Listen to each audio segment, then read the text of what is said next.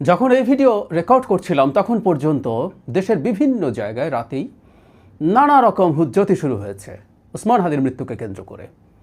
আওয়ামী লীগের নেতাদের বাড়িতে আগুন ভাঙচুর এবং সবচেয়ে গুরুত্বপূর্ণ হচ্ছে প্রথম আলো এবং ডেইলি স্টার অফিসে ভাঙচুর এবং আগুন। এরকম একটা কিছু আমরা তো অন্তত ধারণা করতে পারছিলাম, কিন্তু সরকার করতে পারেনি। জনাব ওসমান হাদি হঠাৎ করে মারা যাননি যে সরকার খুবই সমস্যার মধ্যে হঠাৎ করে পড়ে গেছেন।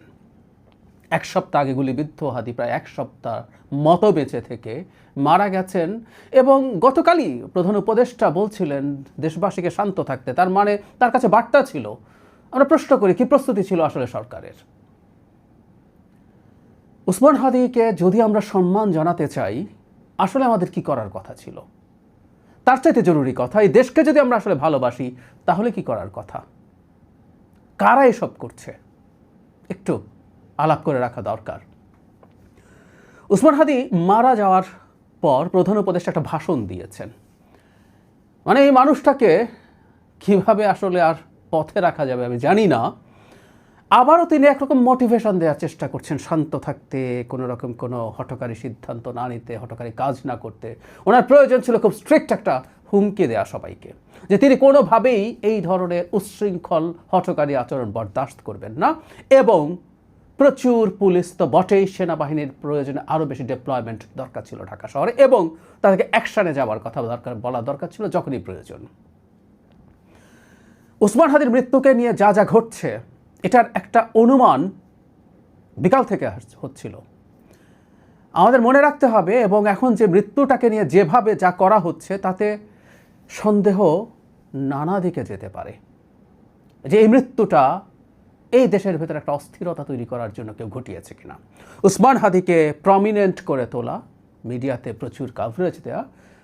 হাদি সেরকম মানুষ ছিলেন যিনি মানুষের সাথে কানেক্ট করে ফেলতে পারেন, সেটা করা এবং তারপর তাকে হত্যা করে এই ধরনের একটা পরিকল্পিত পরিস্থিতি তৈরি করা, এই প্রশ্ন আমাদের করতে হবে, নিশ্চিতভাবেই করতে হবে। অথচ আমরা আরেকটু সেন্সিবল হতে পারতাম, যেমন সেন্সিবল আচরণ করেছিল ভারতের মুসলিমরা।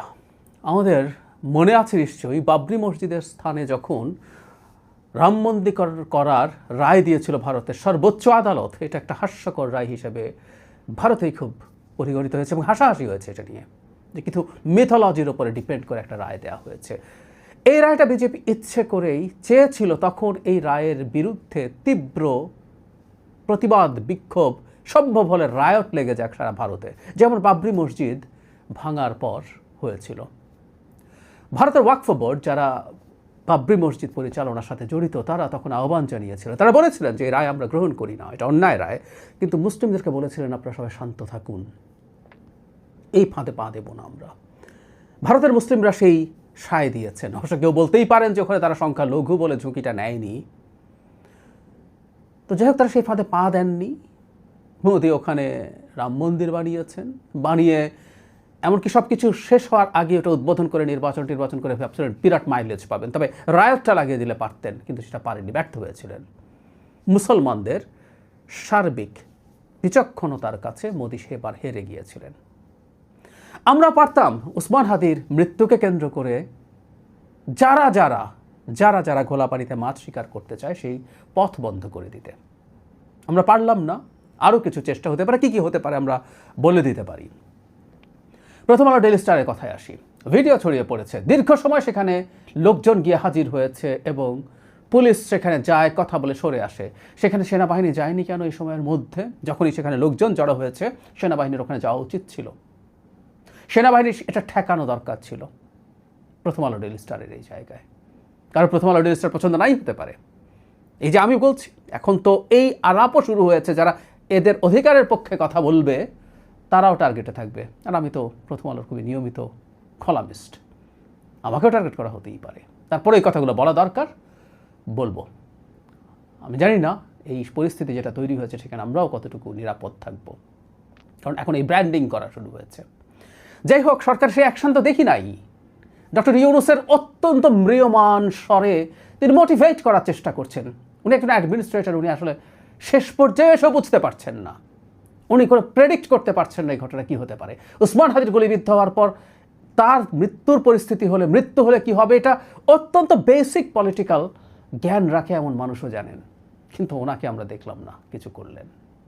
বিভিন্ন জায়গায় ব্লকেড হচ্ছে, শাহবাগ ব্লকেডের জন্য জুমা আর অলরেডি বিকালের দিকেই আহ্বান জানিয়েছিলেন। ওসমান হাদি তখন মারা যাননি, তার মৃত্যু ঘোষিত হয়নি। তিনি বলছেন যদি তিনি মারা যান তাহলে এটা করতে হবে এবং ওটা আটকে রাখতে হবে হত্যাকারীদের ধরা পর্যন্ত। আমরা ভিডিও যখন রেকর্ড করছি তখন দেখছি বিভিন্ন জায়গায় রাস্তায় ব্লকেড হয়েছে। ঢাকা শহরের কথা বলছি, ঢাকার বাইরে বিভিন্ন জায়গায় আওয়ামী লীগের বাড়িঘর ভেঙে চুরে গুড়িয়ে দেওয়া হচ্ছে, পুড়িয়ে দেওয়া হচ্ছে। কোনো জায়গায় সরকার কি আসলে যথেষ্ট প্রস্তুত ছিল? 6 দিন সময় ছিল প্রস্তুতি নেবার, অন্তত গতকালের পর থেকে যথেষ্ট প্রস্তুতি নেওয়ার সুযোগ ছিল। আরও কি হতে পারে? 32 নম্বরে আবার যাওয়ার চেষ্টা হতে পারে ইন্ডিয়ান হাই কমিশনের দিকে আরও অ্যাগ্রেসিভ ঢঙ্গে যাওয়া। আমরা গতদিন দেখেছি গিয়েছিল, খুব বেশি দূর যাওয়া যায়নি, সরকার ঠেকিয়ে দিয়েছিল। আবারও যাওয়ার চেষ্টা হতে পারে, সরকার সেটা শক্তভাবে হয়তো ঠেকাবেও। কিন্তু যদি আমরা যেতে থাকি তাহলে একটা সংঘাতময় পরিস্থিতি তৈরি হতে পারে এবং সেখানে যদি সেটা নিয়ন্ত্রণের জন্য হতাহত কেউ হয় সেটা আরেক নতুন সংকট তৈরি করতে পারে। এই সবগুলো পরিস্থিতি আসলে পরিকল্পিতভাবে তৈরি করা হচ্ছে এবং দেখলাম কেউ এবার টুঙ্গিপাড়াকে টার্গেট করা হবে এই ধরনের আলাপ তুলছেন। যে কথাটা বলতে চাই আসলে এই যে নানা রকমভাবে অস্থিরতা ছড়িয়ে দেওয়ার চেষ্টা সেটা চলছে, সাথে যুক্ত করে রাখি কিছু ব্যক্তিকে টার্গেট করা হয়েছে যারা ঘোষণা দিচ্ছেন নাম ধরে যে এই ব্যক্তি যেহেতু ওসমান হাদির সমালোচনা করেছে, ইনকিলাব মঞ্চের কর্মকাণ্ডের সমালোচনা করেছে, তাই এরাই ওসমান হাদিকে হত্যাযোগ্য করে তুলেছে, সুতরাং এরা হত্যাযোগ্য। বিরাট সব বিপ্লবী দেখি আসলে এখন 5 তারিখের পর থেকে এক একজনের গলা এমন চড়েছে, এদের মধ্যে শিশু নন, কিন্তু শেখ হাসিনার সময়ে ন্যূনতম টু শব্দ কয়জন করেছে এগুলো আমাদের দেখা আছে। কারণ আমি প্রায় বলি যে শেখ হাসিনার পুরো এন্টায়ার সময়টার অ্যাক্টিভিজমের হিস্ট্রি আছে, তো কে কী করেছে না করেছে আমাদের দেখা আছে। তারা তাদের পুরনো যে কিছু করেনি, চুপ করেছিল, সেটার জন্য দ্বিগুণ গলা উঁচু করে এইসব হুমকি ধামকি বহু মানুষ দেশের ভেতরে থেকেও দিয়ে যাচ্ছেন। এই পরিস্থিতি নিজেদের মধ্যেও সংঘাত এবং আস্তে আস্তে এটা দলের মধ্যে সংঘাত তৈরির প্রবণতা বা চেষ্টা করা হচ্ছে, এটাই চেয়েছিলেন। তো সুতরাং ওসমান হাদির মৃত্যুকে কেন্দ্র করে যা করা হচ্ছে প্রত্যেকটা জিনিস যে ভারতের কথা বলা হচ্ছে যে ভারত এটা ঘটিয়েছে, ভারত এটার সাথে আছে, আওয়ামী লীগ আছে, ইয়াস তারা বেনিফিটেড, তারা থাকতেও পারে, কিন্তু প্রত্যেকটা কাজ আদতে, আমি গতকালই বলেছিলাম, প্রত্যেকটা কাজ আদতে তাদের পারপাস সার্ভ করছে। প্রথম আলো ডেইলি স্টারের ওখানে খুবই উগ্র ডানপন্থীদেরকে দেখা গেছে, উগ্র ডানপন্থীরা ফেসবুকে এটা নিয়ে আহ্বান জানাচ্ছেন লোকজনকে দেশ থেকে বিদেশ থেকে। ফলে বাংলাদেশে যে উগ্রবাদ, ইসলামিক এক্সট্রিমিজম, ইভেন ভারত বাংলাদেশের যে হাই কমিশনারকে ডেকে নিয়ে গেল, সেখানে এক্সট্রিমিস্টরাই ভারতের দূতাবাসের দিকে যাচ্ছে বলে বলা হয়েছে। তো সুতরাং আমরা খুব ভালোভাবে বুঝতে পারি কোন ন্যারেটিভটা কারকে সাহায্য করে। সুতরাং যারা আমাদের সামনে দেশপ্রেম দেখাচ্ছেন, দেশপ্রেম করে এগুলো করছেন, আমাদের এটা বুঝতে হবে এর মধ্যে ভিন্ন খেলা থাকতে পারে। There is a high probability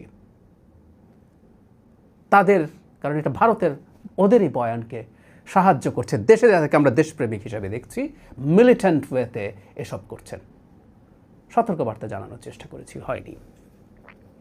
Bangladesh একটা নির্বাচনের দিকে যাচ্ছে, ওসমান হাদি নিজে নির্বাচনের দিকে যাচ্ছিলেন। হাদি চলে গেছেন,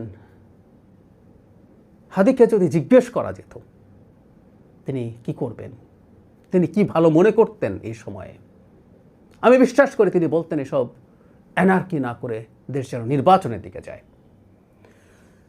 5 আগস্ট পরবর্তী সময় বিভিন্ন জায়গায় বিভিন্ন সময়ে অ্যানার্কি হয়েছে, এগুলোর প্রতি জনাব ওসমান হাদির সমর্থন বা এগুলোর পক্ষে যাবার একটা প্রবণতা শুরুর দিকে ছিল, কিন্তু শেষ পর্যন্ত উনি নির্বাচনেই মনোযোগ দিয়েছিলেন। সে অ্যানার্কিস্ট যারা নির্বাচনের পরিবেশ নাই, এই অবস্থা, নির্বাচন হলে দেশ গৃহযুদ্ধের দিকে চলে যাবে ধরনের আলাপ করছিলেন, তাদের চাইতে উনি আলাদা হয়ে গেলেন। নিবিষ্ট মনে তিনি নির্বাচন করতে চেয়েছেন, তিনি ফান্ড চেয়েছেন মানুষের কাছে, মানুষ তাকে টাকা দিয়েছে, সে টাকায় মুড়ি বাতাসা কিনে মানুষকে খাইয়েছেন, রাস্তায় হেঁটেছেন ফজরের নামাজের পর থেকে সারা দিন মানুষের সাথে জনসংযোগ করতে, উনি নির্বাচনের পথেই হাঁটা দিয়েছিলেন। তো সুতরাং ওসমান হাদি একটা স্থিতিশীল বাংলাদেশ চেয়েছিলেন, যেটা শুধুমাত্র একটা গ্রহণযোগ্য নির্বাচনের মাধ্যমেই হতে পারে। এবং নির্বাচন ছাড়া আর কিছুর মাধ্যমে সেটা সম্ভব না। শেষ পর্যন্ত ওসমান হাদি সেটা বুঝেছিলেন। সুতরাং আমরা কেউ যদি মনে করি আমরা ওসমান হাদির মৃত্যুতে কষ্ট পাচ্ছি, আমরা তাকে শ্রদ্ধা করি, সম্মান করি, তো তাহলে ওসমান হাদি যেটা চেয়েছিলেন সেটাই করা উচিত।